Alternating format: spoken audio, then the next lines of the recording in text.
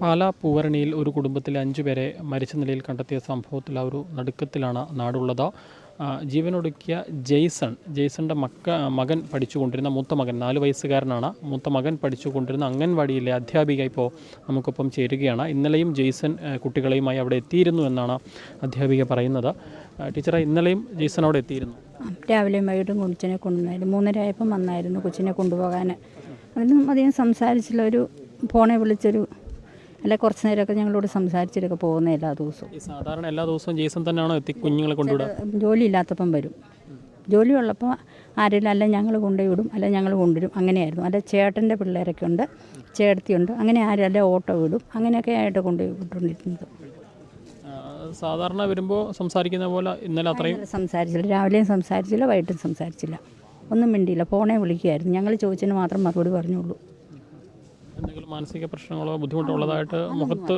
അതൊന്നും ഞങ്ങൾക്ക് ഒരു സന്തോഷമില്ലായിരുന്നു. അത് ഞങ്ങൾക്ക് പിന്നെ കൂടുതൽ അറിയത്തില്ല. അല്ല ഞങ്ങളോട് ഒത്തിരി സംസാരിക്കുന്നതായിരുന്നു. ഇദ്ദേഹത്തിൻ്റെ മൂത്ത മകൻ 4 വയസ്സുകാരനാണ്, അംഗൻവാടിയിൽ പഠിക്കുന്നത് അല്ലേ? എങ്ങനെയാണ് ഈ കുടുംബത്തെ നേരത്തെ അറിയാമോ? ഇല്ല, ഞങ്ങൾക്ക് 1.5 വർഷത്തെ പരിചയമുള്ളൂ. എന്നാലും അവർ കുടുംബം നോക്കുന്ന ഒരാളാണ് അയാൾ. ഭാര്യയും മകളെ കൊച്ചു പിള്ളേരെ നല്ലപോലെ നോക്കുന്ന ഒരു വ്യക്തിയാണ്. അല്ല വേറെ കുഴപ്പമൊന്നുമില്ല അവരുടെ ജീവിതത്തിൽ. പിന്നെ എന്നാ സംഭവിച്ചത് നമുക്കറിയത്തില്ല. ഒരു സംഭവത്തിലേക്ക് നയിച്ചത് എന്താണെന്ന് അറിയില്ല. ഇല്ല, അതറിയത്തില്ല. പിന്നെ പിള്ളേർക്ക് ഈ തരം അന്യാസമാണ്. അത് സ്വാഭാവികമാലോ. ജോലി ഈ ഡ്രൈവറായിരുന്നു. എങ്ങനെയാണ് കുടുംബം നല്ലപോലെ ഭാര്യയും മക്കളെയും നോക്കുന്നൊരു വ്യക്തിയാണ്. അങ്ങനെ ഒരു കുടിച്ച് നടക്കുന്ന വ്യക്തിയായിട്ടൊന്നും പറയാനില്ല. ആശാവർക്കർ കൂടി നമുക്കൊപ്പം ചേരുകയാണ്. മാഡം, കഴിഞ്ഞ ദിവസം ഞായറാഴ്ച പോളിയോ ദിനമായിരുന്നു. അന്ന് ഇദ്ദേഹം കുട്ടികളൊക്കെ ആയിട്ട് എത്തിയിരുന്നു?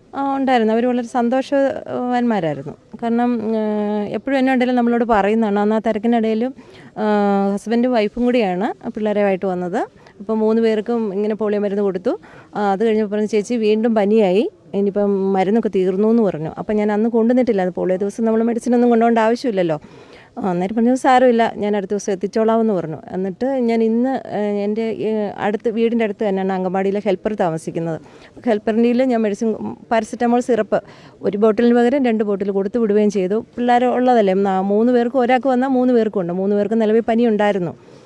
അപ്പം മരുന്നൊക്കെ അവർ വാങ്ങിച്ചായിരുന്നു. എന്നാലും തീരുന്നതിനനുസരിച്ച് നമ്മൾ കൊടുക്കുന്നതായിരുന്നു. ഏതായാലും ഇന്നിപ്പം രാവിലെ മരുന്ന് എത്തിക്കേണ്ടി വന്നില്ല. അതിന് മുമ്പേ ഞാനൊരു 9 മണിയായപ്പോൾ ഈ ഹെൽപ്പർ ഡേയിൽ ഞാൻ മരുന്ന് കൊടുത്തു വിട്ടു. പുള്ളിക്കാരി ഇങ്ങോട്ട് മുന്നോട്ട് പോയി തൊട്ട് പുറകെ എന്നെ ഇവിടെ അയൽവാസികൾ വിളിച്ചു പറഞ്ഞു, ചേച്ചി ഇന്ന പോലെ നമ്മുടെ തൊട്ടടുത്തൊരു സംഭവം ഉണ്ടായിട്ടുണ്ട്, മെരീന ഒക്കെ മരിച്ചു കിടക്കാമെന്ന് പറഞ്ഞു. അതെനിക്ക് ഭയങ്കര ഷോക്കഡായിപ്പോയി. ഞങ്ങൾ ചിന്തിക്കാൻ പറ്റിയല്ല. കാരണം തലേ ദിവസം വളരെ സന്തോഷവരെ കണ്ട ആൾക്കാർ മരിച്ചു കിടക്കുമെന്ന് പറയുമ്പോൾ നമുക്ക് ചിന്തിക്കാൻ പോലും പറ്റില്ലല്ലോ. അത് നമുക്ക് ഒരിക്കലും അത് എങ്ങനെ അംഗീകരിക്കാൻ പറ്റുമെന്ന് ഒരു തീർച്ചയുമില്ല. കാരണത്തെക്കുറിച്ച് നമുക്ക് ഒരു സൂചനയുമില്ല. കാരണം പെട്ടെന്നൊരു തോന്നലാണോ അതൊന്നും എനിക്കറിയില്ല. അപ്പോൾ ടീച്ചറിനും അറിയില്ല. ടീച്ചറിൻ്റെ അംഗൻവാടിയിൽ ഇന്നലെ ചെന്നല്ലോ. അപ്പോൾ എന്താണെന്ന് പറയാൻ പറ്റില്ല നമുക്ക്. എന്താണെങ്കിലും വലിയ ഒരു ഞെട്ടലിൽ തന്നെയാണ് ഈ നാടുള്ളത്. പാലാ പൂവരണിക്ക് സമീപമാണ് ഈ സംഭവം ഉണ്ടായത്. ജെയ്സൺ എന്ന ഗൃഹനാഥൻ അദ്ദേഹത്തിൻ്റെ ഭാര്യയും 3 മക്കളെയും കൊലപ്പെടുത്തിയതിന് ശേഷം ജീവനൊടുക്കുകയായിരുന്നു. ഇതൊരു വാടക വീടാണ്. ഈ വാടക വീട്ടിലാണ് ഇവർ കഴിഞ്ഞ 1 വർഷത്തിലധികമായി താമസിക്കുന്നത്. 3 മക്കളാണുള്ളത്. ഏറ്റവും മൂത്ത ആളുടെ പ്രായം 4 വയസ്സാണ്. രണ്ടാമത്തെ ആൾ 2 വയസ്സ്.